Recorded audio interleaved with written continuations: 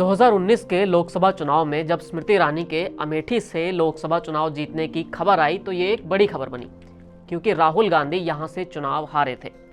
3 दशक में ये मुश्किल से दूसरा या तीसरा मौका होगा जब गांधी परिवार का कोई सदस्य इस सीट से सांसद नहीं बना था। जो सिलसिला संजय गांधी से शुरू हुआ था वो राजीव गांधी, फिर सोनिया गांधी और राहुल गांधी तक पहुंचा था। अमेठी कितनी खास है इसका सबूत ये भी है कि सोनिया गांधी जब पहली बार राजनीति में आई और उनके चुनाव लड़ने की बारी आई तो उन्होंने इस सीट को ही चुना था। आज भले ही यहां से कोई गांधी सांसद ना हो, लेकिन रिश्ता और किस्से तो हैं ही।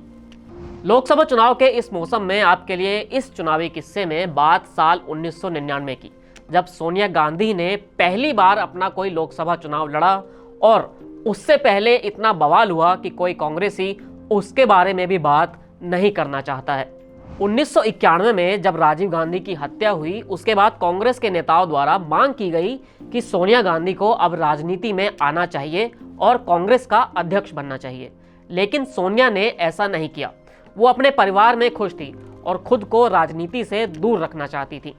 ऐसा कोई दिन नहीं था जब कांग्रेस का कोई बड़ा नेता उनके घर पर यह अपील करने ना आता हो कि आप राजनीति में आ जाइए, लेकिन सोनिया ने किसी की बात नहीं सुनी। 1996 का लोकसभा चुनाव आया, सोनिया ने प्रचार नहीं किया। इसी बीच अमेठी लोकसभा सीट का रिश्ता भी गांधी परिवार से खत्म हो गया, क्योंकि राजीव गांधी की जब हत्या हुई थी तब वो अमेठी से ही सांसद थे। वहां की भी सीट खाली हुई थी। राजीव गांधी की जगह तब वहां से सतीश शर्मा ने चुनाव लड़ा और सांसद बन गए।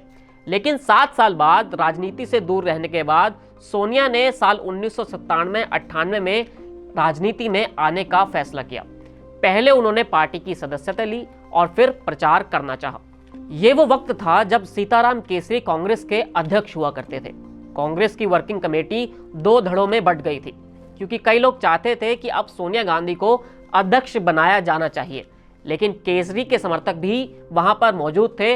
लोकसभा चुनाव से ठीक पहले मार्च 1998 में यह तय कर लिया गया कि अब सोनिया गांधी ही कांग्रेस की अध्यक्ष होंगी। सीताराम केसरी उस वक्त कांग्रेस के दफ्तर में ही थे। उनके कमरे को बाहर से बंद किया गया। सोनिया गांधी अपने समर्थकों के साथ दफ्तर में घुसी और अध्यक्ष पद की कुर्सी पर बैठ गई। बाहर लगी सीताराम केसरी की नेम प्लेट को हटा दिया गया और फिर सोनिया गांधी के नाम की पट्टी वहां पर टांग दी गई। कांग्रेस को करीब से जानने वाले और कई किताब लिखने वाले रशीद किदवई, जो कई इंटरव्यू में ये कह चुके हैं कि सीताराम केसरी को दफ्तर से बाहर निकालने के वक्त में खींचतान इतनी ज्यादा हुई थी कि कांग्रेस के अध्यक्ष नाली में गिर गए थे और उनकी धोती भी खुल गई थी। 1998 में सोनिया गांधी ने राजनीति में प्रवेश कर लिया था। अब बारी चुनावी राजनीति में आने की थी। वाजपेयी की सरकार गिरी तो 1999 में फिर से चुनाव हुए। इस बार अमेठी से सोनिया गांधी ने पर्चा भर दिया। ये पहली बार नहीं था जब सोनिया अमेठी आई हो। राजीव गांधी के साथ वो कई दफा यहाँ पर आ चुकी थी। लोग विदेशी बहू को पहचानते भी हैं, लेकिन अब जब सोनिया आई तो राजीव साथ में नहीं थे। वो विधवा थी और खुद के लिए वोट मांग रही थी। सोनिया गांधी करीब 70% वोट पाकर जीत गई और पहली बार सांसद बनी। सोनिया अमेठी से सिर्फ एक बार ही सांसद बनी। जब 2004 में अगले लोकसभा चुनाव हुए तो राहुल गांधी यहां से लड़े और चुनाव भी जीत गए।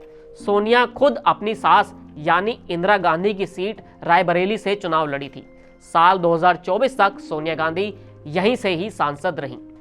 सोनिया गांधी के पहले चुनाव से जुड़े इस किस्से में इतना ही। आपसे फिर मुलाकात होगी एक नई कहानी के साथ। शुक्रिया।